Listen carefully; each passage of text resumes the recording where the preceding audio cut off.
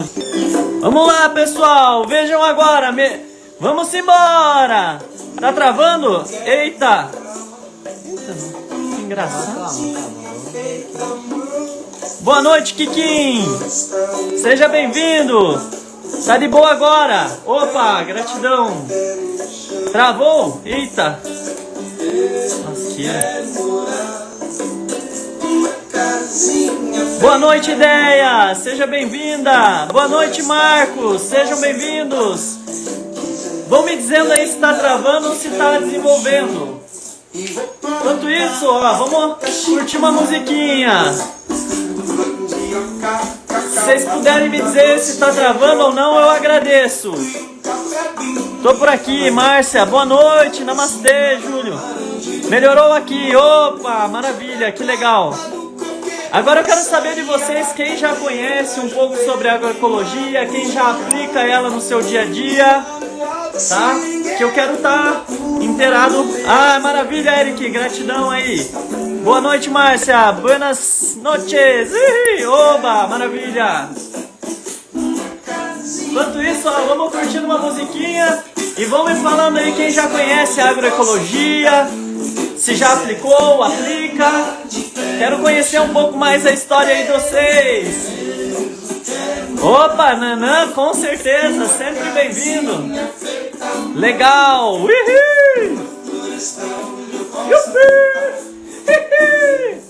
Vamos que vamos, pessoal. Acabando essa música, a gente dá início. Quem puder, já compartilha, manda um aviãozinho aí pro pessoal. Eu moro em uma chácara agroflorestal, que legal! Uau, fantástico! Tem que cultivar chapeludos aí então! Estamos trazendo essa live porque a gente quer e tem a missão de conscientizar dos benefícios da agroecologia, né?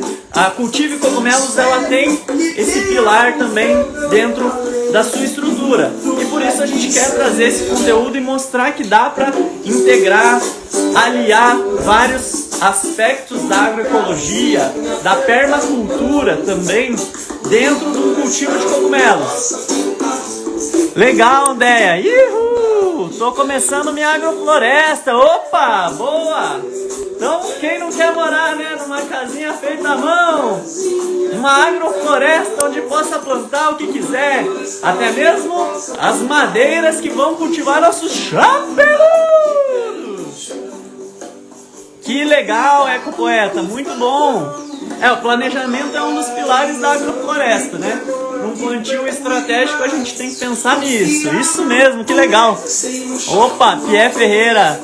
Boa noite, Paulo. Seja bem-vindo, querido. Já damos início, pessoal. Ricardo, vem dar uma boa noite aqui pro povo. Ó, Ricardo tá por aí. Tô aqui. Boa noite a todos. Obrigado pela participação. Obrigado. Ricardo tá na área. Já damos início, pessoal. Agrofloresta, cogu e cachorro correndo pra lá e pra cá. Com certeza. Cogumelos galácticos, como diz o nosso amigo. Da casinha Ripiúna.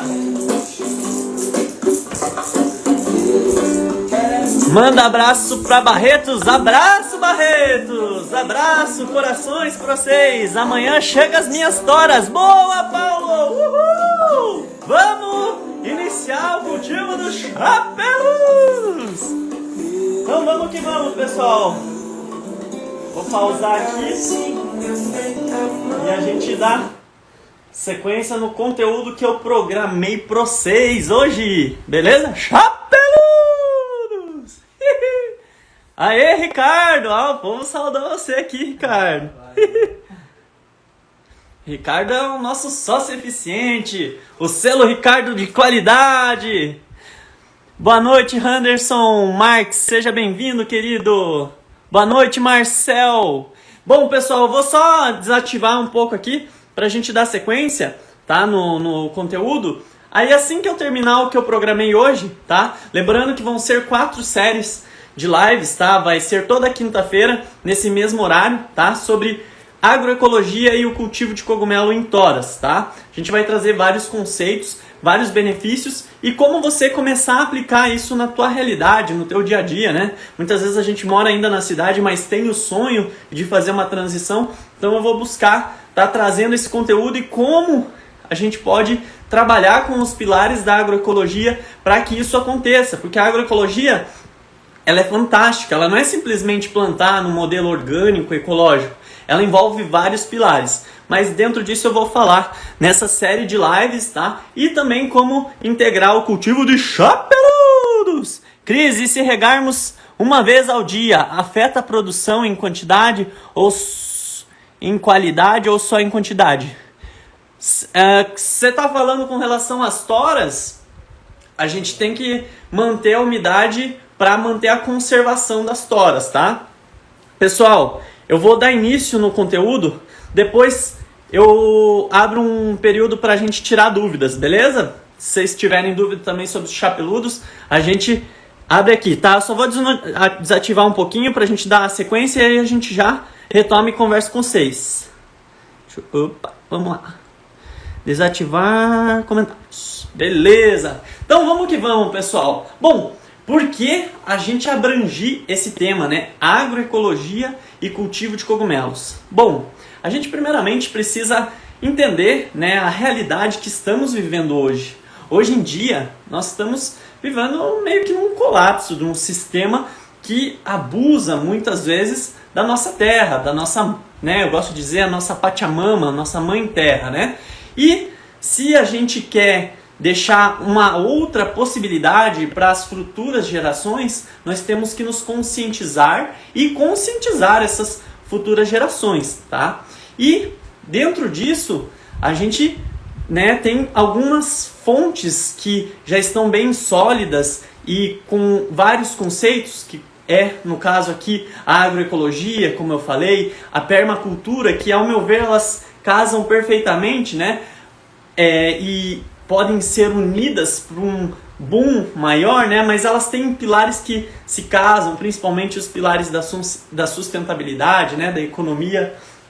E a gente vai abranger tudo isso dentro desse tema e, além do mais, o cultivo de cogumelos nesse sistema, que ainda não é tão difundido, né? A gente vê que a agroecologia ela acaba trabalhando muitas vezes apenas com os sistemas agroflorestais, né, ou hortas orgânicas, e não existe ainda tanto a disseminação do cultivo de cogumelos nessas áreas, que seria fantástico. Por conta do quê? Por conta do valor agregado que o cogumelo emprega para os produtores, né? Geralmente o agroecológico são famílias que se unem, né, para fazer o cultivo e olha só, você traz um produto que agrega, né, que traz um grande potencial de ganhos para essas famílias, consequentemente vai beneficiar em qualidade de vida, vai beneficiar em consumo de alimentos mais saudáveis, né? Porque é até um dos questionamentos que a gente tem na Rede Ecovida, tá? A Rede Ecovida é uma rede de participação para se certificar como orgânico. Muitas vezes o que a gente vê, né? É o agricultor produzindo orgânico e vendendo para as grandes elites, tá? E a gente pode trabalhar uma consciência em cima disso, né? E é até um dos debates, às vezes, que a gente tem nos grupos de orgânico, né? A gente participa de grupos de orgânico com certificação participativa, onde a gente vai, geralmente, mensalmente na propriedade de alguém. Nesse agora, né, por conta da pandemia, a gente está no modelo online. Mas, por exemplo, até semana passada, Ricardo, ou retrasada? Acho que retrasado, né? Acho que semana retrasada a gente foi fazer Não, semana passada. Na terça passada.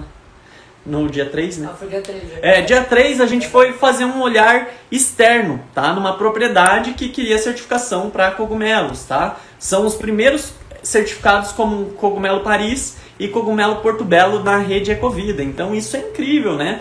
A gente tá buscando sempre trazer formas e recursos para que o produtor consiga se desenvolver, se capacitar e entender que ele pode, além de produzir os cogumelos, né, ou produzir os seus alimentos, consumir esse alimento. Que esse é um dos pilares da agroecologia, né? Que as pessoas tenham um consumo de comida de qualidade. Então, é um pouquinho disso tudo que a gente vai abranger nessa série de lives, tá? Então, vamos lá, né? Vou aqui pegar os tópicos que eu coloquei aqui. Então, onde surgiu, né, a palavra agroecologia? Vamos falar assim. Ela surgiu, né, de uma pessoa chamada Basil Benson. Deixa eu só trazer aqui um pouquinho mais perto para eu conseguir ver. Então, o Basil Benson, em 1928, surgiu a palavra agroecologic, né? Então, aí a partir desse momento, né, começou a se falar um pouco sobre ecologia no momento de se plantar, tá? Mas assim, analisando a fundo, né, se a gente for ver bem, a agroecologia, ela surge desde quando o homem necessitou cultivar o seu alimento, né, próximo às florestas. Por quê? Porque aquilo era um cultivo que não desgastava a terra, aquilo era um cultivo que buscava regenerar a terra, que já entrava em harmonia, né? E esse é um dos objetivos da agroecologia, trazer essa harmonia, trazer esse equilíbrio, tá? Tanto psicológico, quanto emocional, quanto financeiro também, tá? Porque a agroecologia, ela precisa ser financeiramente viável. E o que às vezes a gente acaba vendo, né? Isso porque eu já estou desde 2012 participando de grupos de orgânico, de grupos de certificação, nesse meio todo. E o que eu vejo? Que muitos agricultores ainda, por algumas questões até de serem pessoas simples, que não tiveram a oportunidade de estudar, se aprofundar muito, eles entram nisso porque eles veem que eles vão ter uma vantagem apenas e acabam não entendendo todos esses conceitos, né? Então por isso eu estou também aqui trazendo, porque a gente quer que esses conceitos sejam mais vivenciados e sejam mais abrangentes, né? Que mais pessoas consigam palpar. Christian, eu moro na cidade, eu posso fazer um plantio agroecológico? Com certeza. Né? A gente tem que ter a consciência que nós temos que ser a mudança que queremos ver no mundo. Então por isso que a gente está buscando trazer esses conteúdos também para criar essa consciência. Christian, eu posso produzir cogumelo na cidade? Sim, você pode, tá? Claro, existem algumas adaptações que tem que ser feitas? Existem, mas você pode. E você pode implantar um sistema agroecológico. Por quê? Porque você vai estar trabalhando com uma diversidade, não simplesmente de plantas, mas uma diversidade de micro-organismos que estão naquele ambiente, uma diversidade de novos insetos que ali vêm para conseguir polinizar, gente. Já pensou o que aconteceria de nós se as abelhas, grandes polinizadoras, acabassem? Tá? Então, é essa consciência que a gente tem que ter na hora de a gente pensar em cultivar. E por isso que a gente está buscando trazer esse consorciamento do cultivo de cogumelo com a agroecologia. Porque a gente não está aqui para explorar o nosso planeta, a gente está aqui para entrar em harmonia, em sinergia e conexão. E a agrofloresta, ela busca trabalhar um pouquinho disso, tá? Então, a gente vê, né, que ela se iniciou desde quando o homem, né, teve essa necessidade. E aí o que a gente vê, né, dentro da agroecologia? Um dos pilares muito fortes, né, é plantação orgânica e também a agrofloresta, né? Hoje em dia está bem visualizado essa questão da agrofloresta. E para nós que cultivamos chapeludos, a agrofloresta é algo fantástico. Por quê? Porque além dela promover, né, esse boom no local onde ela é implantada, ela nos provém umidade, ela nos provém sombra, ela nos provém as árvores que a gente vai cultivar os cogumelos, tá? Então, olha só quantos benefícios de se cultivar num sistema agroecológico, tá? Na próxima live até eu vou falar sobre as madeiras e como planejar uma agrofloresta voltada para o cultivo de chapeludos. Claro, né? Cada microclima vai ter árvores específicas e que vão se desenvolver melhor, né? Porque a gente tem que pensar que na agrofloresta a gente tem o quê? A gente tem os processos de sucessão, né? Temos o processo primário, secundário, terciário. E dentro disso, a gente já tem que planejar, né? Tinha alguém até que falou aí, estou planejando minha agrofloresta. E realmente, né, o primeiro passo é planejar a sua agrofloresta. Gente, eu vou tirar, eu tô de chinelo aqui, vou tirar que meu pé tá quente e eu vou tomar uma aguinha aqui, tá? Vocês estão gostando do tema? Já mandem coraçõezinhos para nós, para as amêndoas, que nós também retribuímos. Muitos coraçõezinhos para vocês. Deixa eu tomar uma aguinha aqui, tá, pessoal?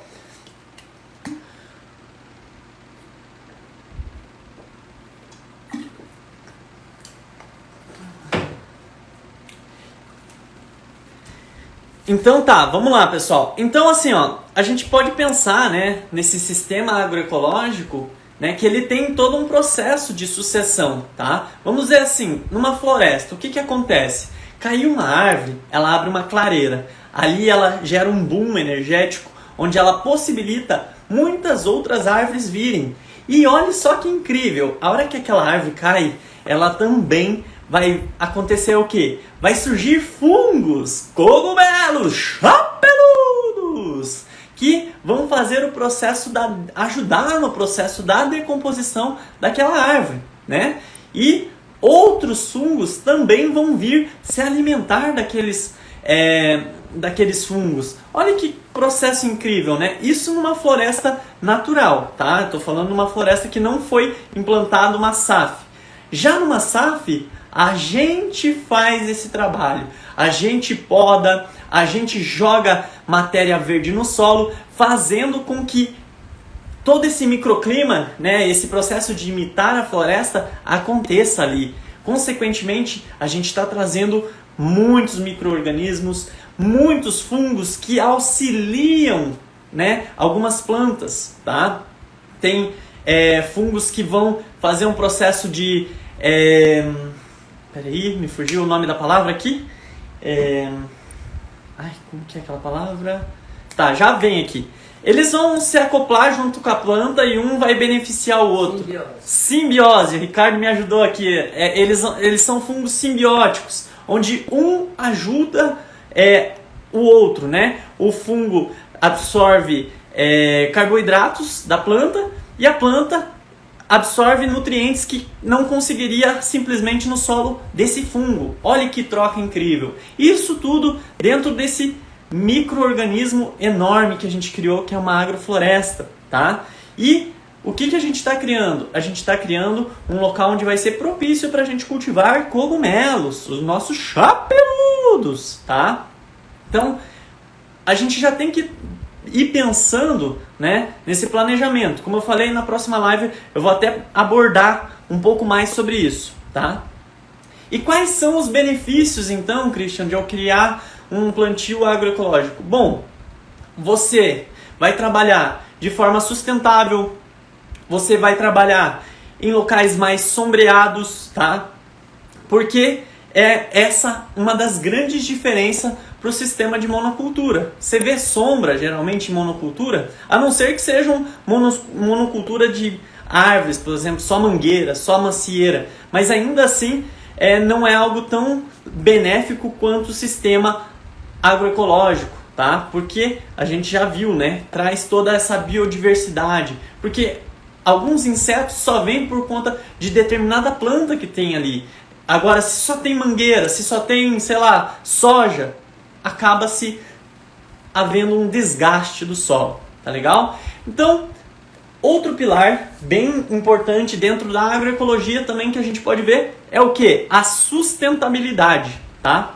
A sustentabilidade hoje é um nome muito repercutido por várias empresas, né? E buscam trazer esse conceito até como um marketing do seu negócio, tá? De certa forma, é um marketing bem benéfico e é legal a gente trabalhar também a esse sistema de marketing se a gente pensa num negócio agroecológico, ou simplesmente pela nossa consciência de sermos sustentáveis e de ajudar o planeta e os nossos próximos ao redor, né? Porque é um pouco dos três pilares, né, da sustentabilidade. Qual? Social, ambiental e econômico, né? O social é o quê? É buscar você consumir ou auxiliar pessoas que estejam próximas do teu centro. Vamos dizer, eu tenho uma chácara, né, e eu preciso de alguns serviços.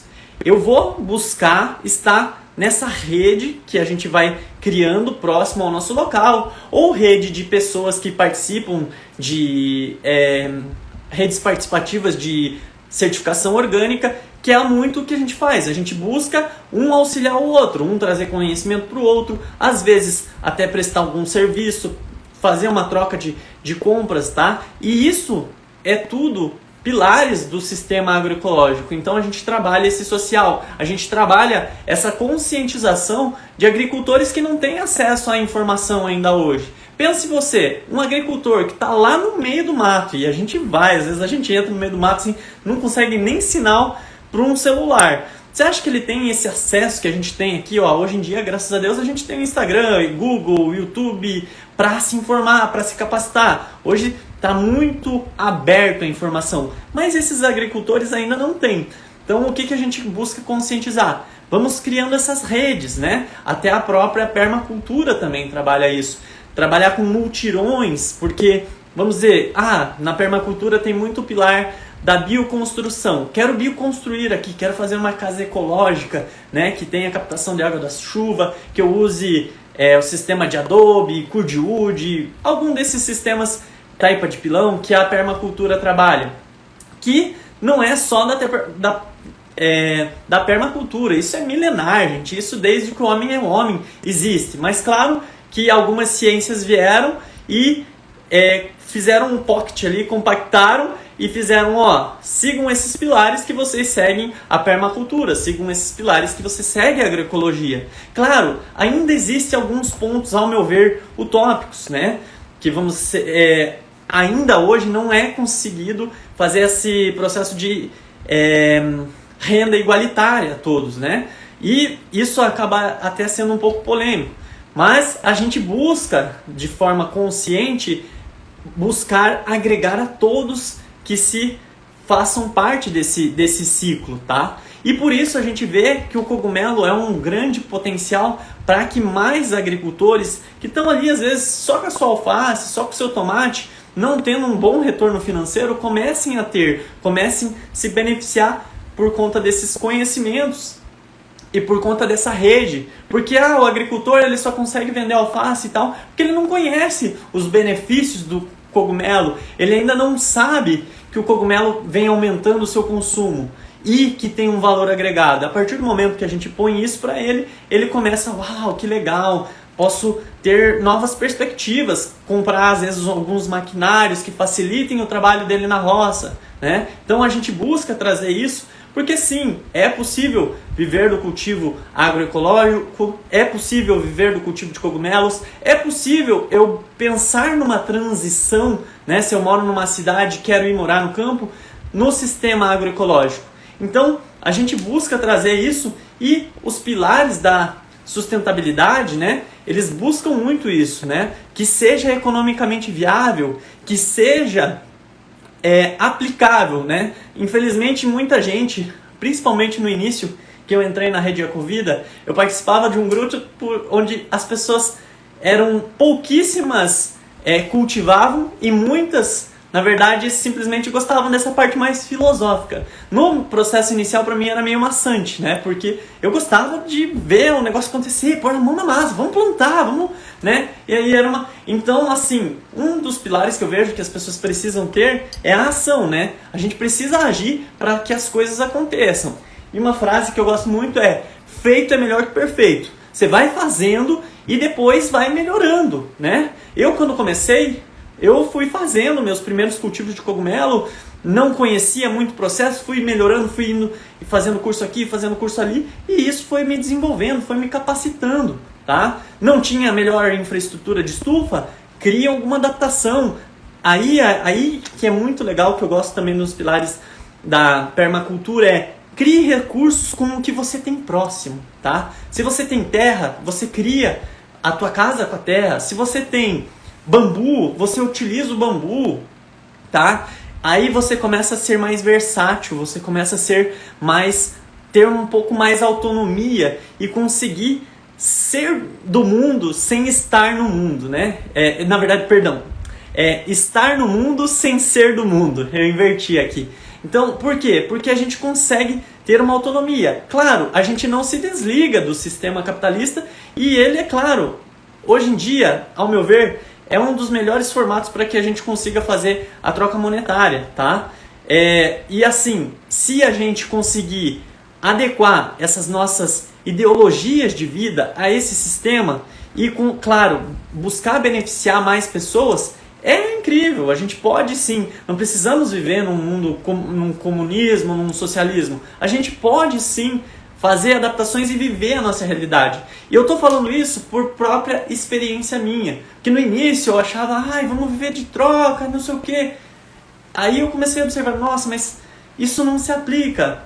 Isso, a gente fazia, né? Aqui no passeio público de Curitiba tinha a troca de orgânicos. Aí cada um, muitas vezes as pessoas compravam, né? Era legal porque comprava de produtores locais, né? Estimulava esse agricultor orgânico. Aí cada um ia lá, comprava uma cesta e depois a gente fazia 20 famílias e fazia trocas. Era legal, mas assim, só aquele alimento para mim dava uma semana, né? Bem legal. Mas aí é um momento que você tem uma esposa, que você precisa ter consistência, né? Você precisa comprar coisas, né? A gente vive e nem todo mundo vai querer trocar. As pessoas não têm a consciência ainda de troca. Então, a gente busca criar recursos, né? Para que a gente tenha, assim, uma qualidade de vida, para que a gente possa viver nossos sonhos, né? Conectados com a natureza, mais próximo do que a gente vê como verdade e justo para todos, né? Então, por isso a gente tem que buscar trabalhar esses pilares, beleza? E que auxilie o ambiente, né? Então, vamos lá. Eu não sei se vocês conhecem, mas a permacultura, ela foi criada por 2 australianos, né? Assim, entre aspas, né? Como a gente diz, os índios já vivem permacultura. Tribos milenares já vivem permacultura, pessoas que já estão mais acostumadas a viver em mais comunidades próximas, comunidades quilombolas, elas já trabalham um pouco mais esse contexto, porque um vai ajudando ao outro a cultivar, a criar o seu processo de existência, né? Fazer suas casas, fazer suas roças, né? E é muito participativo, é muito coletivo. Tanto que muitas ecovilas hoje em dia aplicam os princípios da permacultura para conseguir ter um bom desenvolvimento, para conseguir ter um bom alicerce. Eu, sendo bem sincero, em alguns momentos da minha existência eu pensei em morar em ecovilas. Só que para mim acabou que não era algo tão... começou a se tornar algo utópico, porque eu morei meio que numa comunidade, assim, com algumas pessoas, e sempre tentavam chegar pessoas novas. Só que muitas vezes as pessoas vinham com tanta carga ainda da vida urbana que não se adaptavam, não fluía, não era algo harmônico. Aí, muitas vezes o povo tentou se juntar e fazer uma compra coletiva de um espaço grande, mas também acabava não fluindo. Muitas vezes por falta de conhecimento, por falta de consciência mesmo. A gente tem que ter uma consciência, né? Porque daí vem uma pessoa, não, mas tem que fazer desse jeito e tal. Então, por isso, às vezes é interessante ter uma padronização. E é o que a permacultura criou, né? Ela foi criada pelo Bill Morrison e pelo David Holmgren. Eu não lembro agora exatamente quem era o aluno e quem era o professor, tá? Mas era uma tese de graduação que eles buscaram criar na Austrália para conseguir melhorar os impactos que estavam ocorrendo lá, né? E depois isso foi sendo difundido pelo mundo com os PDCs, né? Que são as formas que eles acharam de ensinar e propagar a permacultura pelo mundo, beleza? Bom, aí o que a gente traz aqui também? Eu trouxe aqui alguns impactos que a monocultura traz para a nossa existência, tá? A monocultura, ela traz um empobrecimento do solo.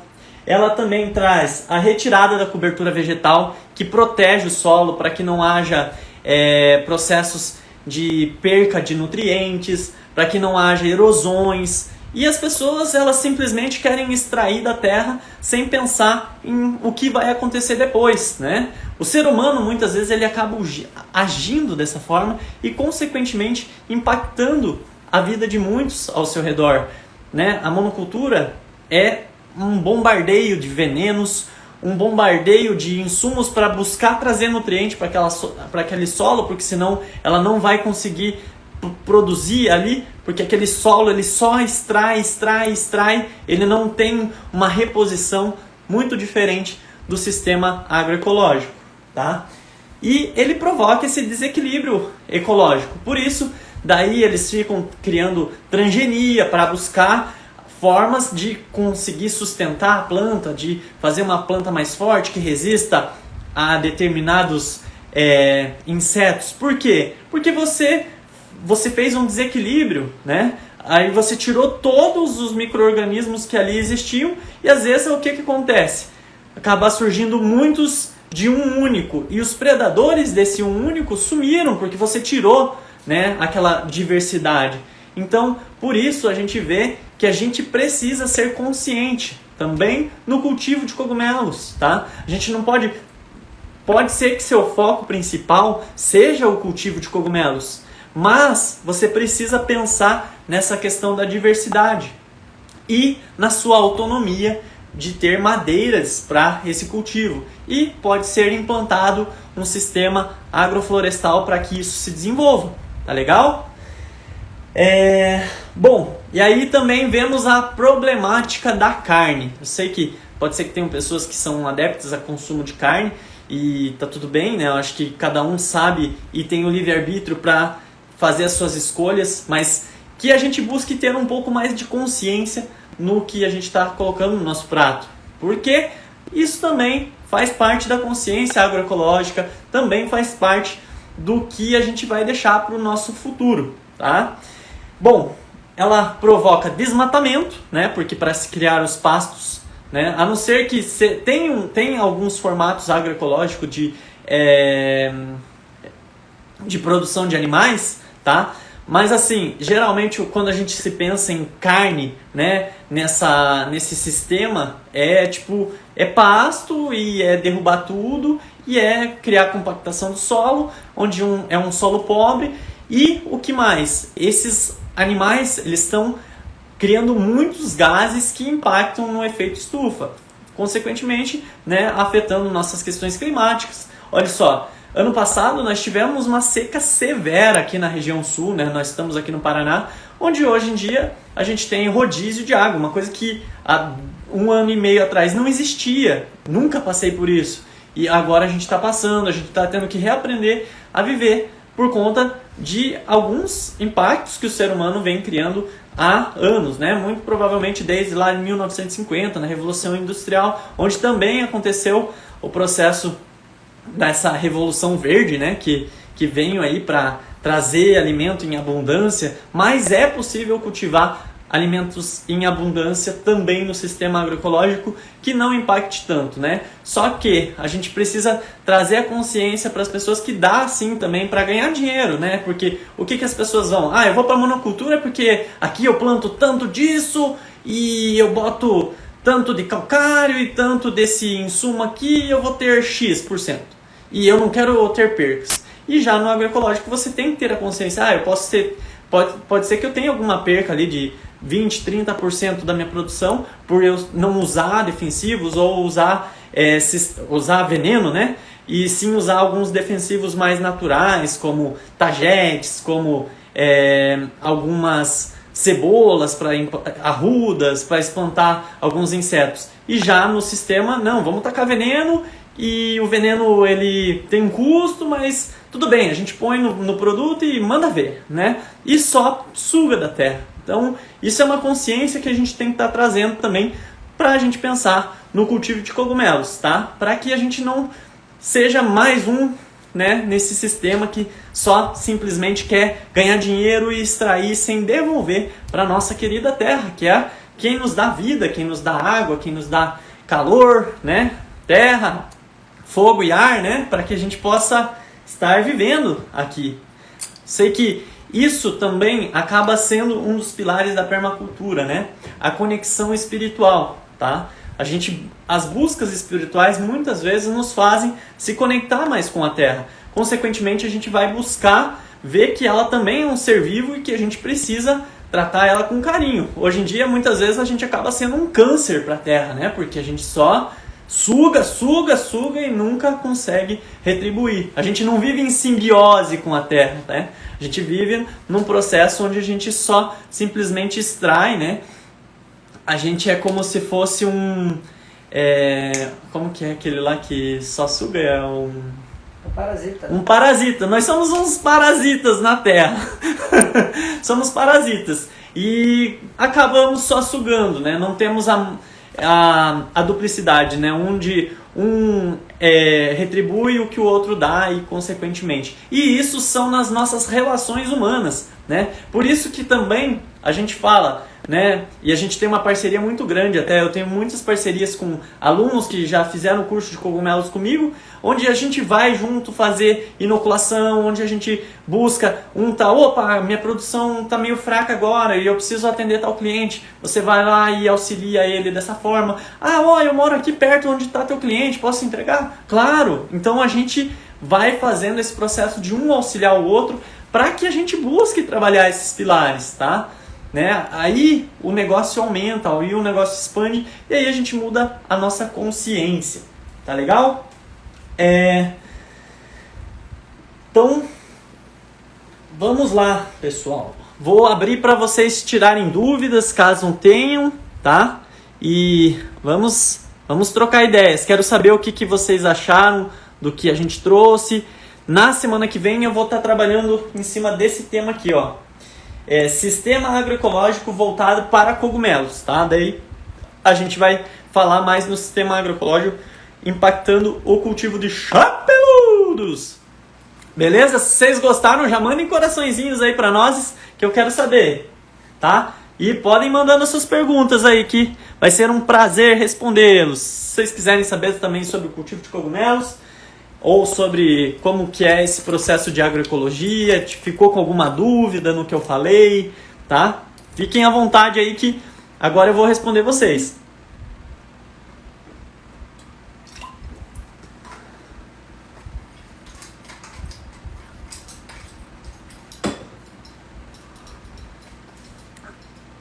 E aí, pessoal, alguém tem alguma pergunta, quer tirar dúvidas? Se tiverem, fiquem à vontade.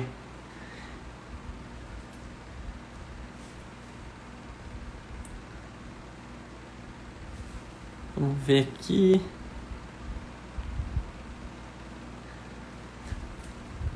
Quero agradecer também a presença de cada um, né? Vou tirar um tempo aqui para vir plena quinta-feira, às 20h07 para estar conosco. É fantástico, né? Para ouvir um tema tão importante.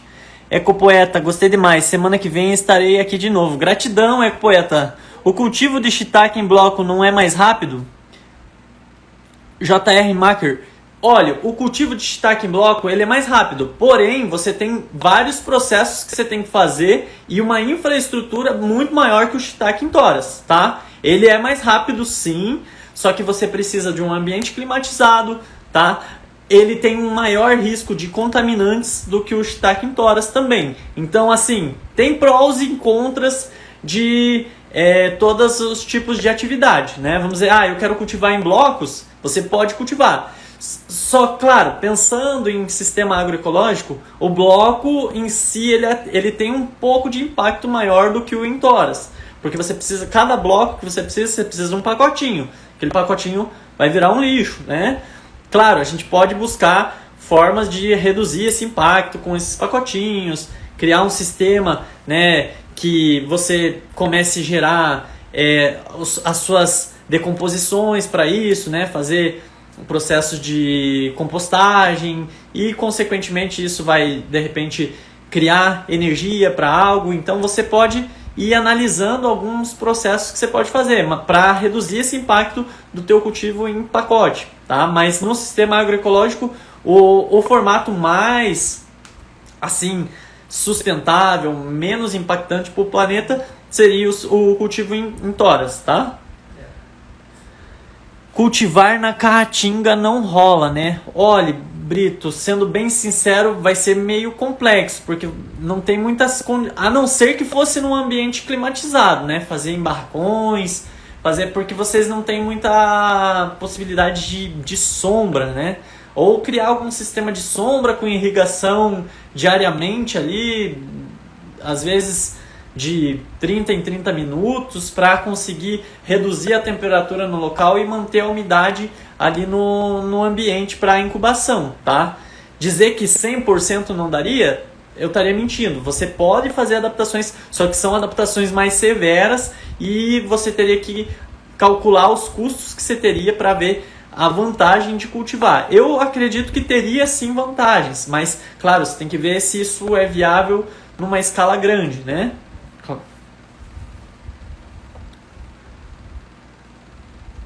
Ah, Deise, a aula da semana que vem vai responder minhas dúvidas. Que legal, Deise!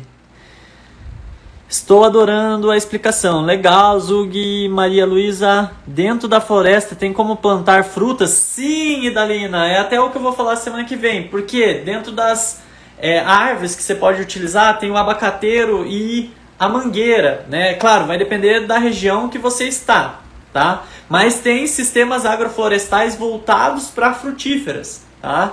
E claro, a mangueira e o abacateiro, vamos dizer, se você for pensar em cogumelo, a SAF ela vive de podas. Então você vai podar, tá? Vão ter partes que vão voltar para o solo e vão ter partes dessas podas, desse abacateiro e dessa mangueira, que vão virar toras para você inocular os seus chapeludos. Tá legal?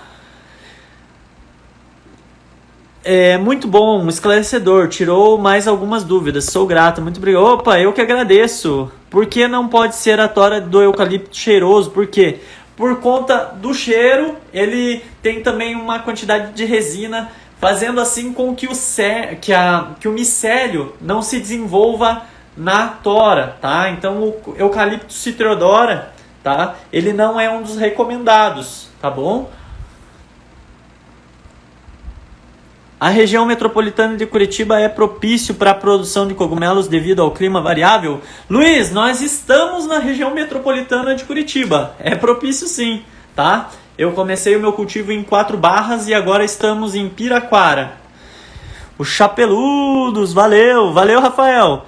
Quanto tempo de uma produção da tora e a próxima produção? Quantas vezes de produção? Obrigado, sempre é bom estar com você. Ô Deise, eu que agradeço. Quanto tempo de uma produção da tora e a próxima produção? Você está falando da produção de cogumelo ou de quanto tempo leva para nascer a tora? Você entendeu? Não. Quanto tempo de uma produção da tora e a próxima produção? Quantas vezes de produção? Ah, tá. Então tá, ó. A tora ela vai levar de 6 a 12 meses para você colher os primeiros cogumelos, tá? Depois que você colheu, ela retorna mais 2 meses para a mata, você dá um novo choque térmico, vai frutificar e aí vai nascer os cogumelos novamente, e isso em torno de umas 5 a 7, 8 vezes, vai depender dos cuidados que você tiver sempre no período de incubação da sua tora, tá bom, Daisy? O galpão tem que ser aberto, ser perto do aglomeramento de dormência. Posso transportar? Olhe, por questão de praticidade e pensando até num sistema que a permacultura traz, o legal é você criar uma engrenagem que facilite o seu processo de trabalho. Então, quanto mais próximo a sua infraestrutura de frutificação estiver do seu local de incubação, mais fácil vai ficar seu trabalho, né? Porque são toras que você está mexendo, você vai ter que levar para lá, levar para cá. Então, muitas vezes, facilita estar perto. Mas, claro, como eu digo, não pare por não estar perto, né? Faça o negócio acontecer, depois vai criando algumas adaptações, né? Ou vai criando algum carrinho para transportar as toras, tá? E é tranquilamente poder transportar as toras, tá? Não tem problema algum. Não vai impactar o processo. Valeu, tenho muita floresta no meu sítio e muitos abacateiros. Que legal, Idalina, dá para plantar chapeludos nos abacateiros, nas podas. Quais as árvores que podem servir para a produção? Eucalipto, abacateiro, mangueira, bracatinga, kunogi, que é o carvalho japonês, tá? Pro cultivo de shiitake. Você já tem ideia da data para comprar as cavilhas? Ricardo? Final do mês, pessoal. Em torno do dia 25, 26 ali a gente vai estar recebendo. Mas a gente já comunica vocês, né? Chegar assim, ó, a gente só está aguardando o nosso fornecedor de cavilhas, que no caso a gente pega a cavilha sem o inóculo, né? Pra gente poder fazer a parte laboratorial. E aí ele tá fazendo uma quantidade grande lá e aí ele pediu um prazo e é no final do mês que ele vai estar nos entregando. Assim que ele nos entregar, a gente abre a possibilidade para vocês solicitarem os inóculos conosco. Qual toras que árvores de que árvores frutíferas pode usar? Pro produção de cogumelo, o abacateiro e a mangueira são possibilidades. Sandra Susan, sempre aprende um pouco mais. Valeu, que legal, Sandra, que bom, gratidão. Opa, Chácara Paraíso, que legal. Vamos plantar abacate e manga. Legal, querido, que massa. Olha, a mangueira aqui na nossa região, tive amigo que colheu manga esse ano aqui em Curitiba, eu fiquei impressionado. Mas tem a ver com pouquíssima geada, tem a ver com o clima mais seco que a gente teve, né? Mas mangueira na nossa região é um pouco mais complexo da gente ter frutificação, né? O pessoal que está mais para cima acaba tendo um pouco mais de privilégio com relação a isso. Ela precisa de sol. Que ela precisa de bastante sol. Ricardo lá em Brasília adorava, ele falava que ele ia passear na praça e de repente caiu uma melancia, caiu uma manga, uma jaca, às vezes um abacate. Em Brasília eles utilizaram algumas frutíferas. Eu achei incrível quando eu fui para Brasília ver isso assim. Falei, nossa, olha só essas mangueiras cheias de manga aqui em plena praça. Eu falei, uau, Curitiba podia ser igual. Mas não é, né? São algumas questões de urbanização. Pessoal, se vocês não tiverem mais perguntas, tô deixando a possibilidade aí para vocês. Caso tenham mais perguntas, fiquem à vontade que a gente vai mandando aí. Mais 5 minutinhos, pessoal, daí a gente encerra a live, beleza? Se vocês tiverem mais dúvidas, fiquem à vontade. Se vocês gostaram, já manda os coraçõezinhos para nós, que a gente fica muito felizes.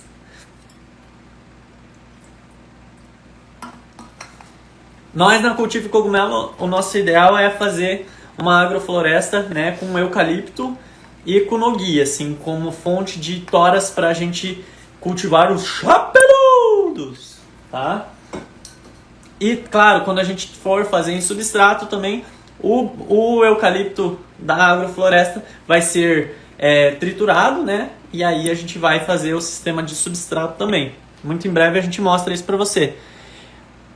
Ar-condicionado na estufa funciona, claro, funciona. Ele vai climatizar, né?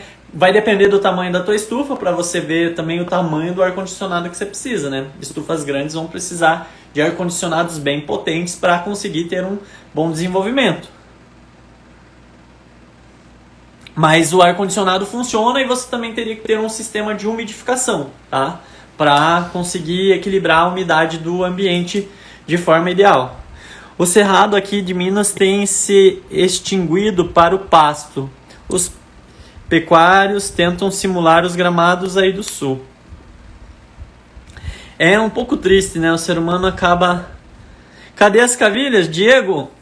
Como falei, final do mês, a gente só está aguardando o nosso fornecedor de cavilhas, que ele que produz as cavilhas, nos mandar para a gente conseguir inocular, né, no sistema laboratorial e tá fornecendo. Assim que ele nos entregar, a gente abre os pedidos. Ele nos deu o prazo até o final do mês para estar nos entregando. Assim que ele nos entregar, a gente abre a possibilidade para vocês, tá bom? Também estamos ansiosos aqui, não vemos a hora de fazer as alquimias no laboratório. Mexer com aquela panelona de pressão, a nossa autoclave. Depois de quantos meses preciso inocular para ter produção um ano inteiro? Olha, tem várias variáveis, né? Você pode fazer mensalmente 100 toras, você pode fazer trimestralmente 300 toras, tá? Vai depender do sistema que você queira, tá? Muitas vezes isso aí, esse sistema assim, tipo, quantas eu preciso, é analisado todos os pilares que a pessoa quer alcançar. E daí geralmente você faz uma consultoria para ver a infraestrutura que a pessoa tem, né? É meio complexo você falar assim plenamente para a pessoa, eu quero plante 100 por mês, mas a pessoa não tem a capacidade para armazenar essa quantidade, tá?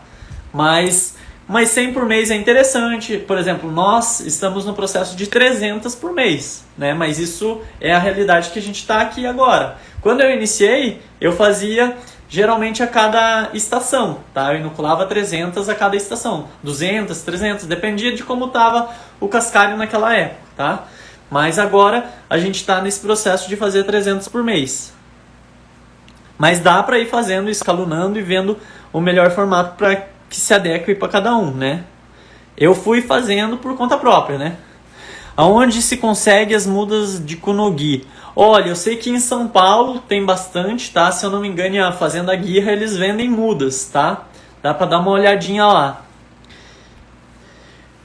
Só que assim, precisa fazer um estudo, porque o Konogi ele é japonês. Eu sei que aqui na nossa região sul ele vai bem, em São Paulo ele vai bem, tá? E aí em outras regiões do Brasil eu nunca ouvi relatos de se ter Konogi, tá? Então eu não teria plena certeza, compre Konogi para tal região, porque poderia não se desenvolver legal. Então é interessante você ter um técnico que conheça, né, a questão do solo e a necessidade que o Konogi tem. Apesar que eu ouvi falar que ele não exige-se tanto do solo assim, então pode ser que ele se adeque em vários locais.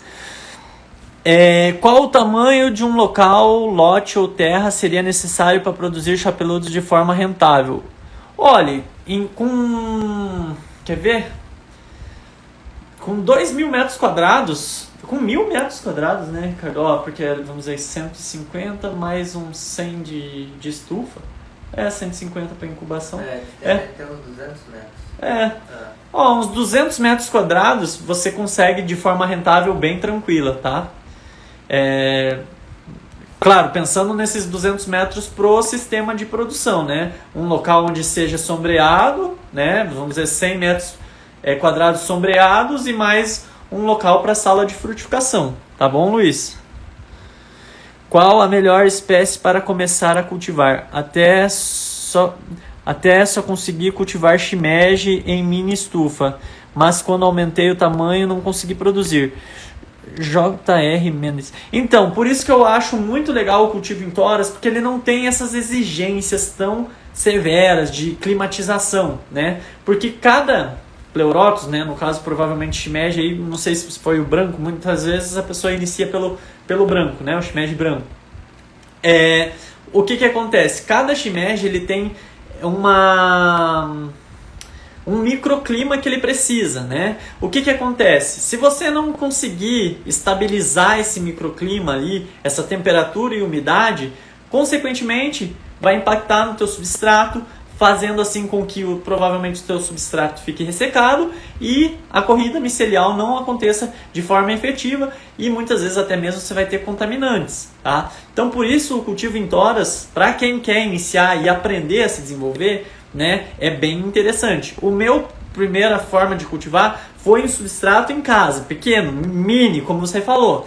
Mas a minha primeira forma profissional foi em toras. Porque para você ter consistência, ou você faz cultivos sazonais, né? Pega tipo o pleurotus daquela estação, né? Por exemplo, o salmão, ele gosta de climas um pouquinho mais quentes. Isso é que assim, eu tenho os padrões aqui do sul, né? Então, para cada região do Brasil, você tem que ver qual cogumelo vai se adequar melhor naquela região, né? Ou você criar um ambiente totalmente climatizado que você consiga controlar a temperatura e umidade do ambiente, tá? Ó, pessoal, mais um minutinho. Tá legal, JR? Então, muito provavelmente tenha sido essa questão que você não conseguiu produzir em maior tamanho, tá? A questão de temperatura e umidade. Isso impactou o teu composto. Qual a medida das cavilhas? Qual seria a medida da broca? A cavilha, ela tem 12 milímetros, tá, de diâmetro por 20 de comprimento, tá? Então, vai ser essa a bitola da cavilha. Opa, sucesso para nós, Lucas! Gratidão, querido! Gratidão pela presença aí. Pessoal, quero agradecer imensamente a presença de cada um de vocês, muitos coraçõezinhos para todos, tá? E lembrem-se que semana que vem temos mais um tema para quem quer pensar já numa SAF, né? A gente vai falar o que vai precisar pensar inicialmente para fazer o seu processo. Uma pessoa consegue cultivar em quantas toras ao longo do ano? Olhe, tranquilamente 3.000 toras uma pessoa consegue, tá? Claro, tem um processo de inoculação que você pode ir escalonando, mas é bem tranquilo, tá bom, Vento Norte? E isso dá para ter um bom retorno com 3.000 toras. Gratidão, Indalina! Muito boa noite a cada um de vocês, tá? Fiquem com Deus, que Deus abençoe, que vocês tenham uma noite de sono que regenere vocês, que energize, que dê muito amor, que vocês tenham sonhos fantásticos, tá? E nos vemos por aí nos stories, tá? Se vocês quiserem, podem mandar perguntas no direct, nas caixinhas que a gente abre, tá bom? Um beijo no coração de cada um. Até mais!